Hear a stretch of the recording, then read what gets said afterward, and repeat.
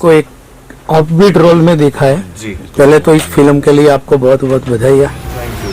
और आज तक हमने सत्य प्रेम की कथा, भूल भुलैया, लव आजकल, आशिकी, प्यार का पंचनामा, चॉकलेट वाले रोल में जी। ज्यादा देखा है। हाँ जी। तो इतना बड़ा एक जिम्मेदारी वाला रोल, एक स्पोर्ट्समैन, जी।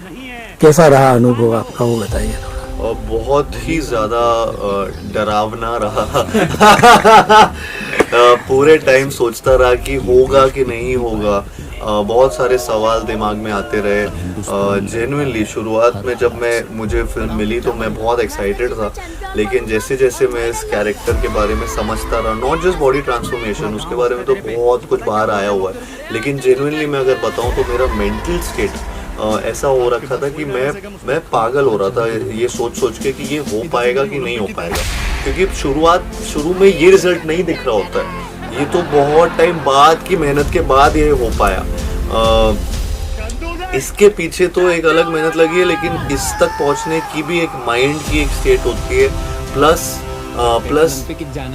वो सीन्स को प्रॉपरली करना, उन सीन्स के बारे में अंडरस्टैंडिंग लाना और समझना कि अच्छा ये ऐसे होगा, ये सीन का सुर वो सुर नहीं होगा जो शायद से किसी और फिल्म में मैंने किया होगा।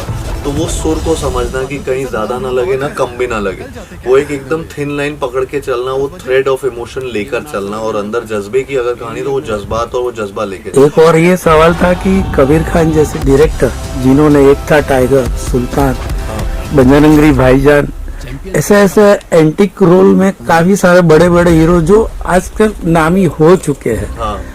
तो आपकी चॉइस में आपसे ऐसा उन्होंने क्या देखा कि ये रोल में फिट आप बैठते हो? मैंने टीजर देखा, जो मेरी इमेज है आपके प्रति, जो मैंने देखा हुआ है, उससे ऑफबीट की क्या चेंज मिला है मुझे, तो उसके बारे में किस तरह आपकी चॉइस हुई वो बताइए थोड़ा। मतलब उनको मेरा काम पसंद ही आया होगा। इससे पहले ऐसा काम था नहीं, इसके लिए पूछा सर। एक्चुअली वो वाला काम जो किया वो पसंद आया होगा। लेकिन मुझे लगता है कि वो एक बहुत कबीर सर की एक खास बात भी है कि वो एक अलग कास्टिंग करते हैं अपनी फिल्मों में शायद, और फिर उनका जो उनको जब मेरा उनसे कोई भी कॉन्वर्सेशन हुआ था तो उनके दिमाग में एक एंथुसियाज्म जो मेरे अंदर रहता है, जिस तरीके से मैं काम के प्रति, चाहे मेरा जनरली एक यूथफुलनेस एक जो आती है पता नहीं, तो वो हमेशा ये बोलते रहते हैं मुझे।